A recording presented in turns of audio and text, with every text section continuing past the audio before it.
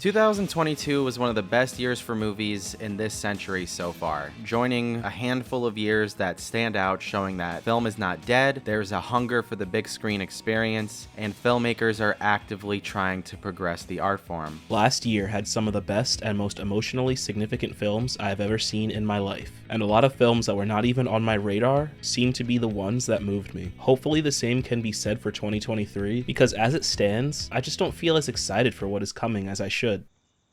What? Of course, we don't know every single film that's coming out in a given year because a lot of films just aren't finished right now. The festival circuit for the year hasn't started yet, but here's some of what 2023 has to offer. An embarrassing looking 5th Indiana Jones movie, Fast 10, Your Seatbelts, has been a disaster behind the scenes with Vin Diesel basically bullying people who helped make this series great, far, far away. What do you think, Justin? Week 1. Just finished week 1. How does it feel? Feels like the beginning of an epic ending. Is it fair to say that this will be the best one? In my heart, yes. And speaking of cars, we're getting a Gran Turismo film 20 years too late. We're getting a 6th Scream movie that will inaccurately depict how scary public transportation and city life is in general, amid right-wing political fervor in New York City to show that bloodthirsty perspective, so people can keep giving blind consent to our inefficient car-dependent infrastructure and ballooning police budgets just because they wanted to make Friday the 13th 8 Jason Takes Manhattan 2 movies too early. Oh, and Neve Campbell won't even be in it. Nice. David Gordon Green has ended his awful Halloween trilogy and is starting his new journey to ruin The Exorcist by making a film called The Exorcist. That, like Halloween 2018, is a soft reboot with the original actor. In this case, it's the wonderful Ellen Burstyn. She deserves so much better than this. Can you walk? I'm walking across the stage. Speaking of exhuming dead properties for no reason, Disney is giving us more live-action remakes with The Little Mermaid and David Lowery's Peter Pan and Wendy. The latter might actually be pretty good given his Pete's Dragon remake, and Marvel is adding new entries to their multiverse saga, which they are simultaneously dragging their feet with and rushing at the same time, seeing as though the Infinity Saga took 11 years to develop, and this new one is going to be 5 or 6 years. But we didn't know what saga we were even in until a couple of months ago. Awesome. I'm not that excited for Guardians of the Galaxy Volume 3, even though I loved Volume 2. The trailer did nothing for me, and visually, I'm just not impressed. I hope I'm wrong. We're getting the Illumination Animation Super Mario Bros. Movie that you're all painfully aware of. Mushroom Kingdom, here we come! A holiday action film starring The Rock and Chris Evans that we'll probably forget about the second it ends. And we're getting a new M. Night Shyamalan film starring Dave Bautista next month. With M. Night, regardless if the film is good or bad, it will definitely be one of the most unique experiences we'll have in a given year. Later this year, a 5th Insidious film is being released with the original family from the first 2 films directed by and starring Patrick Wilson. Yes, Patrick Wilson, which is his directorial debut, by the way. The Timothée Chalamet-led Willy Wonka prequel origin thing is finally being released with a supporting cast including Olivia Colman, Sally Hawkins, and Rowan Atkinson. I'm not convinced it'll be great just on principle of being a prequel, but it's being directed by Paul King, so we'll see. Cocaine Bear might be fine. Marielle Heller, the director of Can You Ever Forgive Me and A Beautiful Day in the Neighborhood, has a new Amy Adams vehicle that has an interesting premise. And the director of 2017's Lady Macbeth, the film that introduced us to Florence Pugh, has a new film called Eileen with Anne Hathaway and Thomasin McKenzie, which should be a ton of fun. All of this to say, 2023 might suck. Get down! Guardians of the Galaxy Volume 3 is shockingly the only live-action superhero event movie that I really want to see this year, and since I love Peacemaker and the Guardians holiday special made me cry like a baby, I think he will come through with a movie that won't be bad, but we will see. I was not a fan of the second Guardians film, but with all the other Marvel films further establishing this story, I feel it'll be the Marvel Hog film of the year for sure. Dune Part 2 will finally have something happen in the movie, I hope, but seriously, the last one was a nice surprise, and I'm here for Zendaya and Florence Pugh, and Denis. For the first time, I think I did this movie for a single audience member, which is me. I can't wait to see the reaction to The Little Mermaid. People are already going crazy over a black mermaid, which is truly wild to me. But I can't wait to see the movie come out and for it to be bad, and for the racists to blame it being bad on Ariel because she is black. Like what, brother? Get a life. It's Chris Nolan against his old home of Warner Brothers. It's Cinema Le Film versus Barbie the doll. This is wild. I actually can't believe this is happening. If Barbie loses that weekend, nobody will even remember it. But if Oppenheimer loses, no one will let Nolan forget it. Oh, boy, that is a good point. The Marvels will be fine, but people will hate it because women. I am calling it right now. I honestly think it's going to flop, which will be a huge wake-up call for the MCU and Kevin Feige and Disney. Hopefully this will make Marvel look in the mirror and tell themselves they need to make better movies. That would be really cool. Jane? The DCEU is finally ending. Let's go. It has been a long time coming, but this dreadful franchise is coming to an end. I can't wait. I will be in the theaters clapping my hands like a fucking hog when it finally comes to a close. Batman, it's really you. Time to stop beating around the bush. Number 17. Yeah, 17 is... So now maybe you can tell me what your thing is. What starts your engine, Mr. Raleigh? You really want to know? Michael Mann is directing his first feature film since Black Hat, which was not good. He's back with a biopic about Enzo Ferrari called Ferrari. It stars Adam Driver, Penelope Cruz, Shailene Woodley, Jack O'Connell, and Patrick Dempsey. It's being eyed to be released during the fall of this year, but we'll see. In August, I rewatched Heat in theaters for the 4K restoration, and I'm hoping Michael Mann has a return to form. She got a great ass! And you got your head all the way up it! May December is the latest film by Todd Haynes, the director of Safe, Velvet Goldmine, Far From Heaven, I'm Not There, Carol, Dark Waters, and the Velvet Underground documentary on Apple TV Plus, which I reviewed a couple of years ago. It's an amazing film, go watch it. May December, on the other hand, is his latest collaboration with Julianne Moore, who is probably his most frequent on-screen collaborator. It is also, to my knowledge, his first time working with Natalie Portman. Hopefully it's good and actually comes out this year. Boston Strangler is on this list for the sole reason that Carrie Coon is in it. I haven't seen her since she turned in the best performance of 2020 with The Nest, and I am starving. You're embarrassing. And you're exhausting.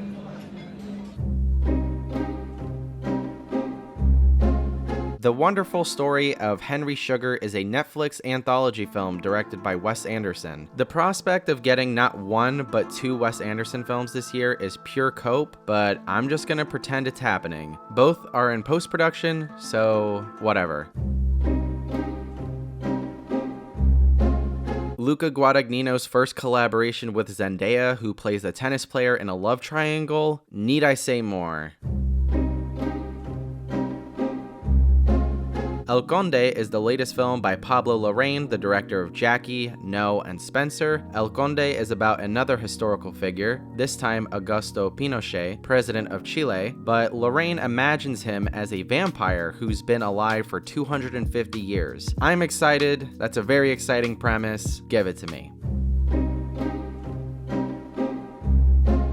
Andrew Haigh, the director of The Weeknd and the incredible 45 Years, is directing a new romance led by Paul Mescal and Andrew Scott. The underrated Claire Foy and Jamie Bell round out the cast, so I'm excited. Air Jordan is the first feature film in 7 years directed by Ben Affleck. His last film was the 2016 critical and financial failure Live by Night. Air Jordan is a film about how Nike signed Michael Jordan. Very simple. Matt Damon and Ben Affleck are the leads, and the supporting cast includes Jason Bateman, Chris Messina, the underrated Marlon Wayans, Chris Tucker, and Viola Davis, and her real-life husband, actor Julius Tenen, as Michael Jordan's mother and father. trailer. To top it off, it's being shot by the legendary Robert Richardson, who's worked with Ben Affleck before, and he's also had long-time collaborations with Quentin Tarantino and Martin Scorsese, so you're all familiar with his work even if you don't know him by name, which you should know him by name. There's a lot of talent here. You should be excited. Hopefully it comes out this year. You never know. My boy's wicked smart. You Hurt My Feelings is the latest film by Nicole Holofcener. She is a writer-director who's made some good films like Lovely and Amazing, Friends with Money, which is really good, and Enough Said, which is one of James Gandolfini's last leading performances. She also directed the pilot of the wonderful miniseries Mrs. Fletcher. You Hurt My Feelings has a fun premise, it stars Julia Louis-Dreyfus, and I want to see it. I'm a simple boy. Maybe this won't come out this year, and if it doesn't, I'm not gonna do anything. I'm just gonna watch it when it comes out. No, I like real boobs. Yeah, I got real boobs. You might be wondering why John Wick Chapter 4 is on my list, and you also might be wondering why it's this high on my list. Well, you're gonna be saying that about the rest of my list because I'm tired of being excited for things that don't end up coming out until like 2 or 3 or 4 years later. But fortunately for me, I think the John Wick movies get progressively better with every entry, and hopefully John Wick Chapter 4 follows that trend. John Wick Chapter 3 was an incredible action film that wowed me from start to finish. John Wick Chapter 4 has Donnie Yen and Keanu Reeves shooting at each other point blank and deflecting bullets with swords. I'm in. Next, Goal Wins is the latest film by Taika Waititi and his first collaboration with Michael Fassbender as an actor. Taika Waititi's last film was Thor: Love and Thunder, and it was awful, but Ragnarok was barely any better, which I've said multiple times on this channel. I don't think he really cares about the Marvel films he made because the films he's made before and after show an immense amount of effort, different filmmaking philosophy, and they're actually funny. And those three qualities do not exist in Ragnarok or Love and Thunder. And I have no doubt that Next Goal Wins will follow that same pattern. What's a 2-pack? It's just my really cool ripper, and he's like my best friend.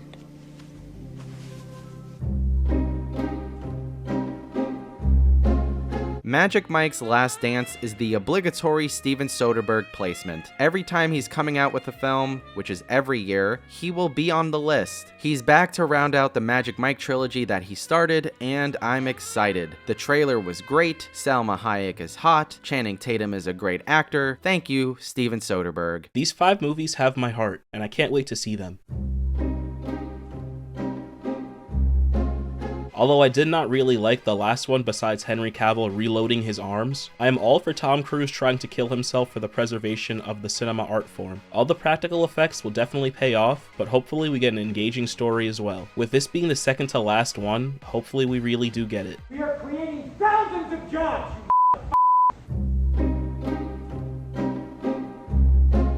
When Spider-Man Into the Spider-Verse came out, I liked it, but I didn't love it as much as everyone else did, including Glenn, who gave it a 10 out of 10 upon release, and I'm pretty sure his rating still stands. But I am kind of excited for Spider-Man Across the Spider-Verse. I just want to see amazing looking 2D adjacent animation on the big screen, and I want to see this Spider-Man verse thing exist without the trappings of an origin story. Oscar Isaac plays the quote-unquote villain. We'll see how that goes. And as a great man once said, Spider-Man is fucking awesome.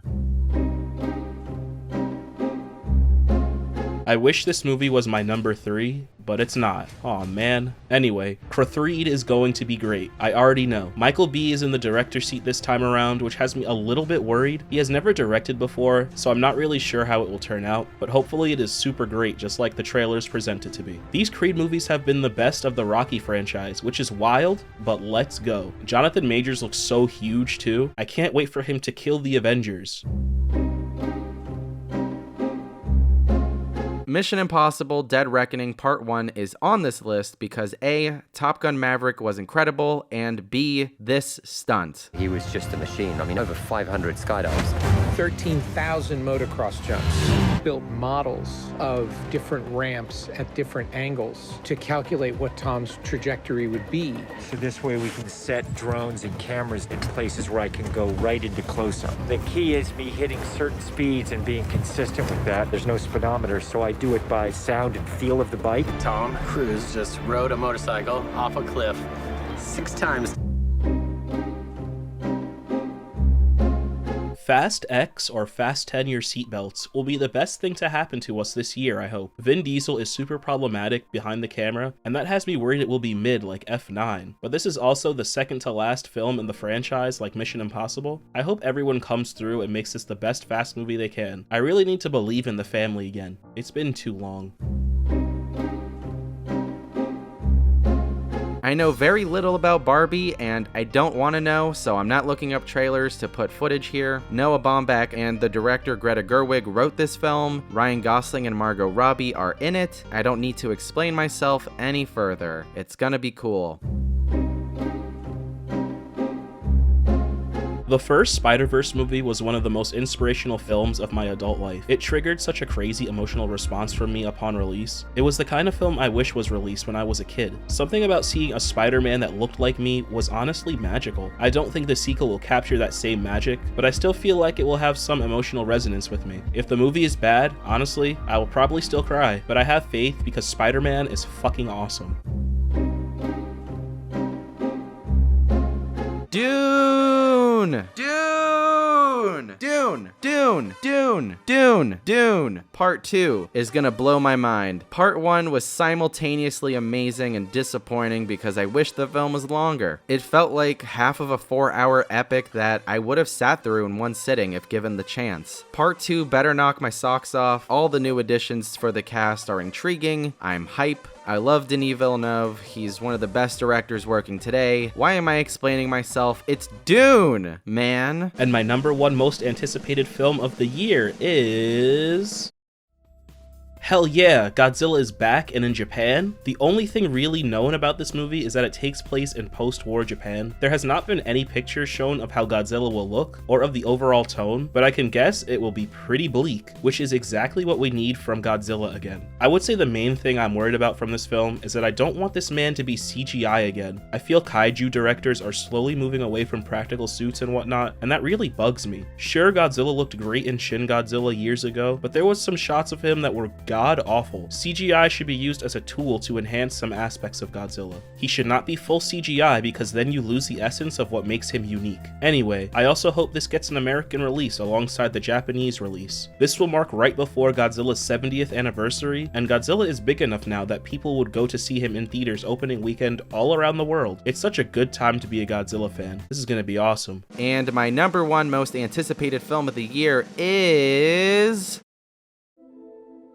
Predictably, Oppenheimer is my most anticipated film of the year. I don't feel bad about being predictable because watching the teaser in IMAX before Nope, and then watching the full trailer in IMAX before Avatar: The Way of Water was breathtaking. I love this new, seemingly expressionistic direction Christopher Nolan is taking with his visuals. Ever since he switched his longtime director of photography Wally Pfister to Hoyte van Hoytema, although I haven't seen Transcendence, and I know people hate it, and it basically ruined Wally Pfister, I think it was worth it because goddamn, look at these visuals. Look at all this beauty and scale and movement and wow, wow, wow, wow, wow. I'll be trying my hardest to watch Barbie and Oppenheimer on the same day, and I can't wait. If 2023 is going to suck, at least one day will be great. Hopefully we made 2023 look a little more exciting than it's actually going to be. My full instant reaction after each film will most likely be on Letterboxd, probably. Hopefully we don't get COVID again though. Shout out Avatar 2. If you enjoyed this video, hit the like button. If you agree or disagree, tell us in the comments. Subscribe if you haven't already. Share with your friends. Do all the things. We got new series coming soon. A bunch of other things are happening. Okay, bye-bye. You have to get past the Avengers and Marvel shit at some point, okay? Other